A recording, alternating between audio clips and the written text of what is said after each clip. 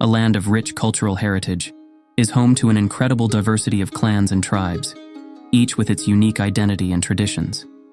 These clans are the living threads of India's cultural tapestry, weaving stories of tradition, courage, and harmony with nature.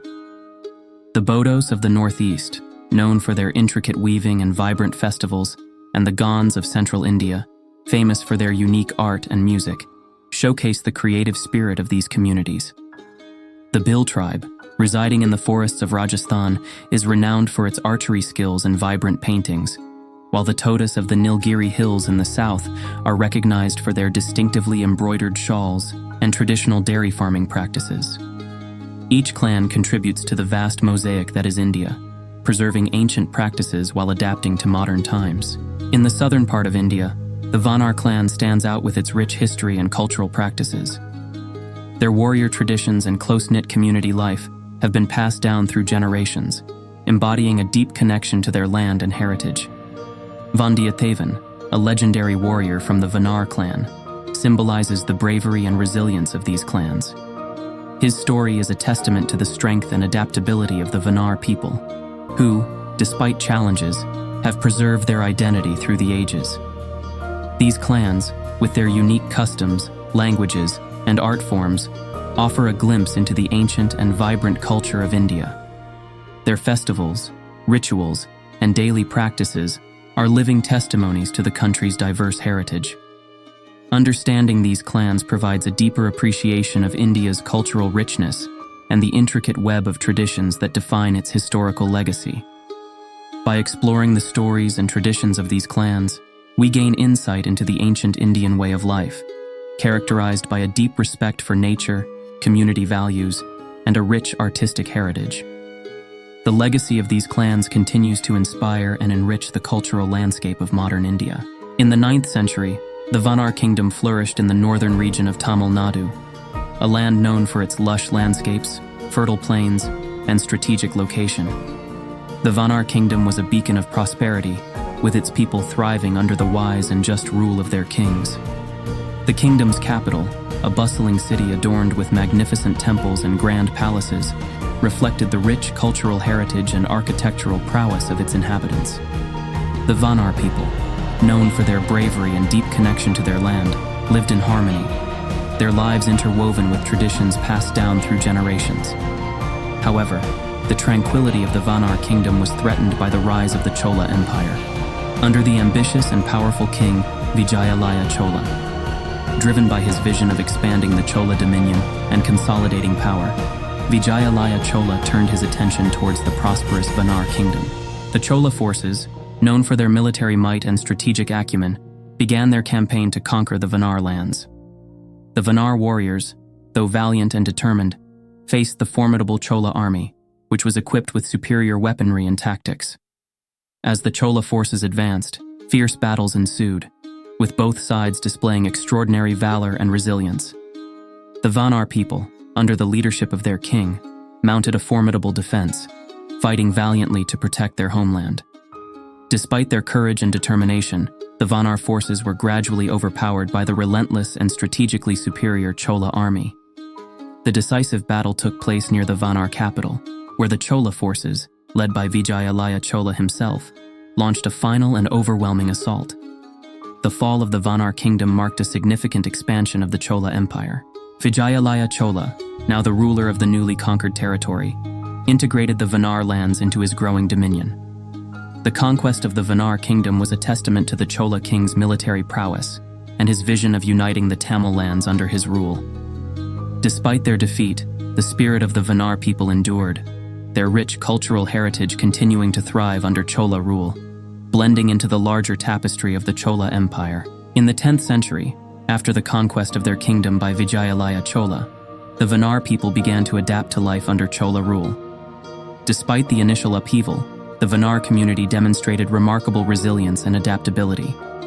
Integrating into the Chola dominion, they found ways to preserve their cultural identity while embracing the new political landscape. The Chola rulers, known for their administrative acumen and tolerance, allowed the Vanar people to maintain their traditions and local governance. Vanar artisans, farmers, and traders found opportunities within the expansive Chola Empire.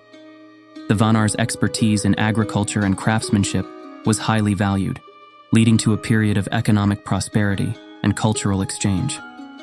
The fields of the Vanar lands remained fertile, their markets bustling with trade, and their temples active with rituals and festivals. Socially, the Vanar people mingled with other communities within the Chola kingdom, creating a vibrant tapestry of cultural amalgamation. Marriages between the Vanar and other Chola subjects strengthened familial ties and fostered a sense of unity. Education and arts flourished, with Vanar scholars and artists contributing to the broader Chola cultural renaissance. Their music, dance, and folk traditions were celebrated in the courts and festivals of the Chola kings. The Vanar warriors, once defenders of their own kingdom, now served in the Chola military, bringing their valor and skills to the empire's numerous campaigns. They earned respect and recognition, rising through the ranks and gaining influence in the Chola administration. Despite the loss of their sovereignty, the Vanar people thrived under Chola rule, blending their rich heritage with the broader culture of the empire.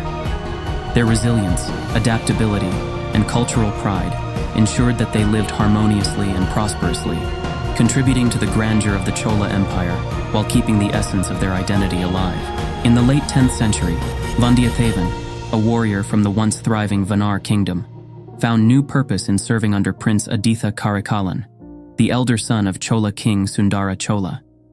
Vandhiyathevan's skills and valor had not gone unnoticed, and he quickly rose through the ranks of the Chola forces, becoming a trusted lieutenant and a vital part of Aditha Karikalan's military campaigns.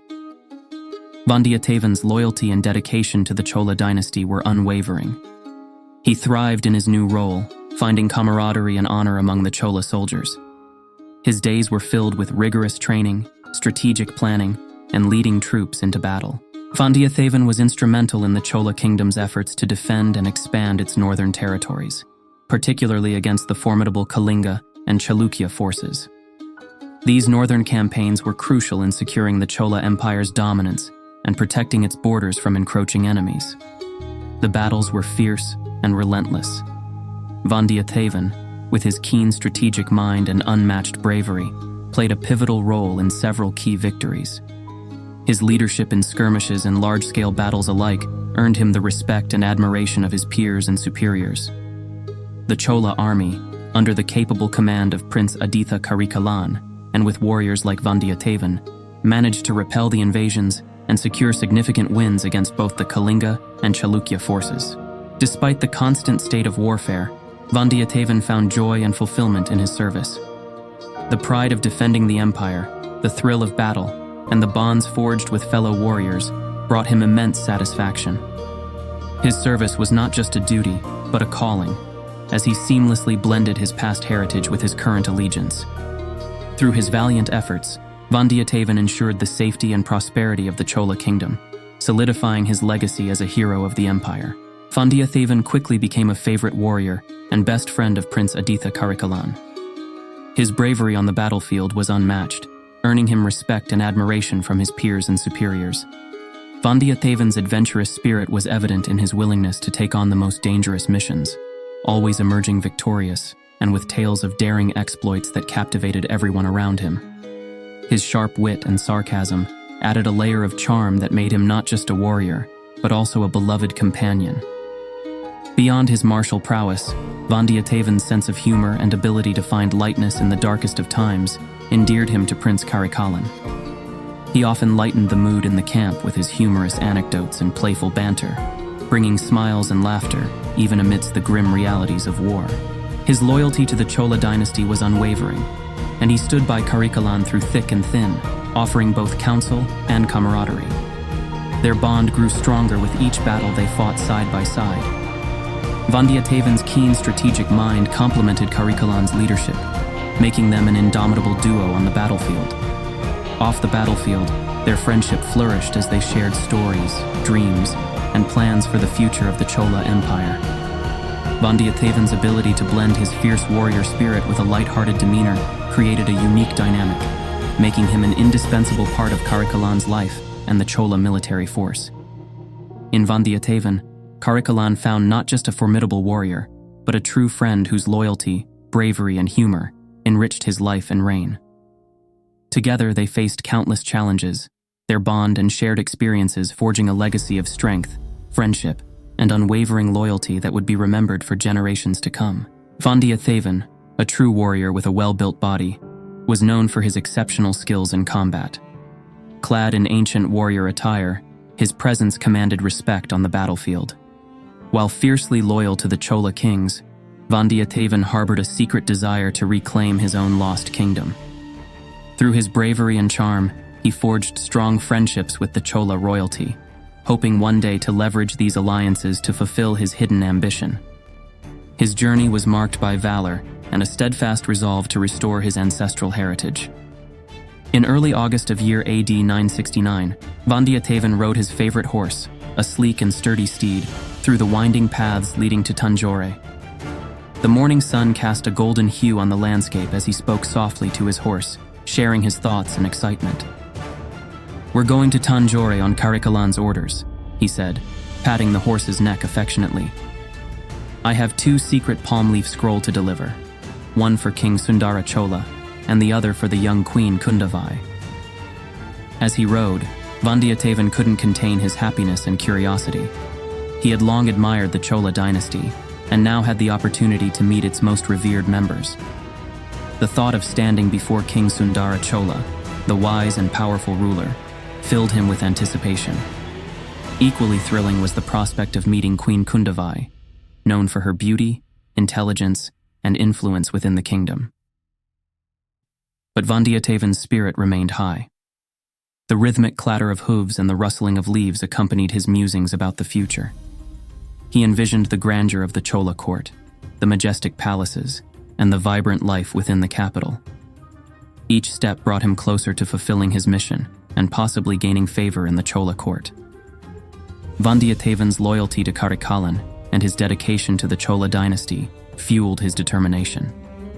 Delivering these important letters was not just a task, but a significant step in his quest to reclaim his lost kingdom. As the sun climbed higher, he urged his horse onward, the vision of Tanjore's towering gates growing clearer in his mind. With a heart full of hope and a mind brimming with dreams, Vandhiyathevan journeyed towards destiny, ready to face whatever lay ahead.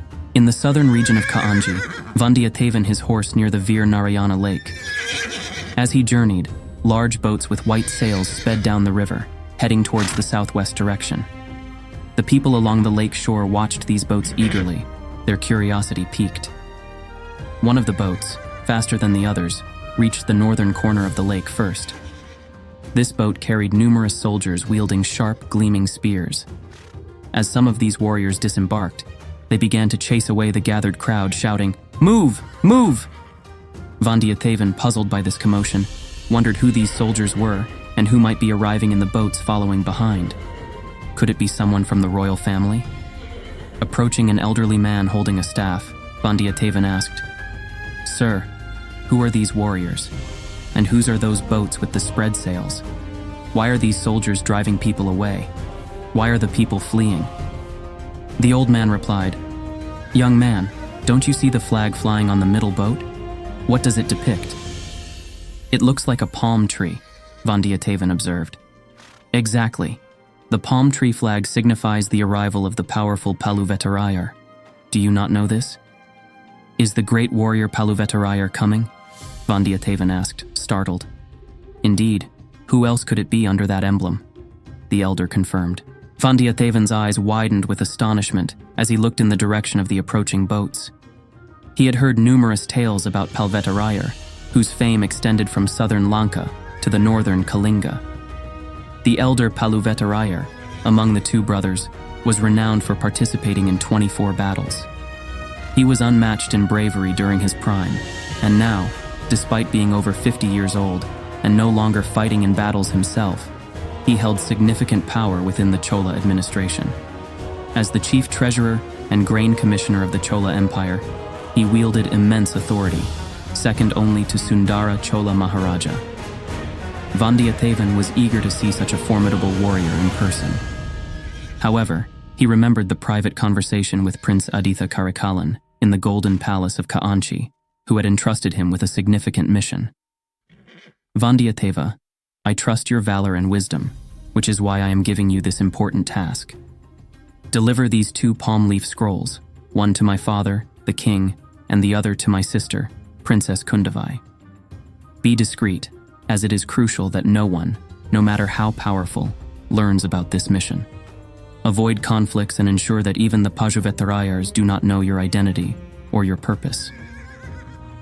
As these thoughts surfaced, Vandhiyathevan suppressed his desire to meet Paluvettarayar and urged his horse to quicken its pace despite its weariness. He resolved to rest at the Kadambur Palace that night and acquire a fresh horse for the journey the next morning. As he approached the Veera Narayana Perumal temple, he noticed a large crowd gathered for the Adi festival. Suddenly, there was a commotion nearby. Make way for the great Paluvettarayar, the warrior who defeated the Pandyas and emerged victorious in 24 battles, who now oversees the wealth and grain of the Chola Empire, someone announced in a thunderous voice. Leading the procession were heralds, followed by drummers, then standard bearers carrying the palm tree flag, and finally, soldiers with spears. Behind them rode a majestic figure on a decorated elephant, a warrior with a dark, imposing presence, like a storm cloud atop a mountain peak. The crowd parted, making way for the procession, and Vandhiyathevan, standing by the roadside, watched in awe. He deduced that the man on the elephant must be the great Paluvettarayar. Following the elephant was a palanquin shrouded in silk. As Vandhiyathevan pondered who might be inside, a hand adorned with bangles emerged from the palanquin, parting the silk curtain. Inside, he glimpsed the face of a radiant woman, as luminous as the full moon emerging from behind clouds. Despite her beauty, Vandhiyathevan felt an inexplicable sense of unease and fear upon seeing her face. Her eyes met his, and a shrill cry echoed from the palanquin, causing the curtain to fall back into place. Sometimes, small incidents lead to significant events. As Vandhiyathevan watched the Paluvettarayar's entourage pass by, his horse, tethered nearby, became agitated. One of the Paluvettarayar's soldiers twisted its tail, causing the horse to kick violently and dash into the festival crowd. People scrambled to avoid being trampled, some falling in the chaos. Vandhiyathevan, fuming with anger, restrained himself from retaliating. Engaging in a fight with the numerous Paluvettarayar soldiers would be foolish. He pursued his runaway horse, knowing it would soon stop. As he found it standing quietly beyond a grove, he patted its back, calming it. Leading it back toward the road, he encountered festival-goers who scolded him for bringing such a wild horse among them. However, an elderly man named Alvarkadiyan intervened, explaining that the horse's agitation was due to the rough treatment by Paluvettarayar's men, not the horse itself. Alvarkadiyan then asked, "Young man, where are you headed tonight?" Vandhiyathevan replied evasively, "I will travel west, then south, and eventually reach my destination." Alvarkadiyan persisted, "But where will you stay tonight?" "Why do you ask?" Vandhiyathevan questioned. "If you plan to stay at the Kadambur Palace, I have a request. I have business there and wish to see the Kuravai dance." Vandhiyathevan, cautious of deceit, replied, "I don't need a servant and such tricks won't work on me." Alvarkadiyan suggested, "Just take me as your servant. It's a simple request." Unconvinced, Vandhiyathevan declined, wary of the potential complications. However, Alvarkadiyan handed him a small note, asking him to deliver it to the lady in the palanquin if he stayed at the Kadambur Palace. Vandhiyathevan, indignant, retorted, "Do you think I would stoop to such deceit? If anyone else had made this request, they would have regretted it." Alvarkadiyan, sensing the tension, retracted his request, acknowledging the young warrior's honor and integrity. Vandhiyathevan had actually planned to meet his best friend Kandamaran at Kadambur Palace and spend the night there. Not wanting to linger, Vandhiyathevan mounted his horse and swiftly rode towards Kadambur. His horse, now refreshed, covered the distance quickly, reaching the gates of Kadambur Sampuvarayar's palace in no time. However, he was unaware of the immense surprise awaiting him at Kadambur Palace.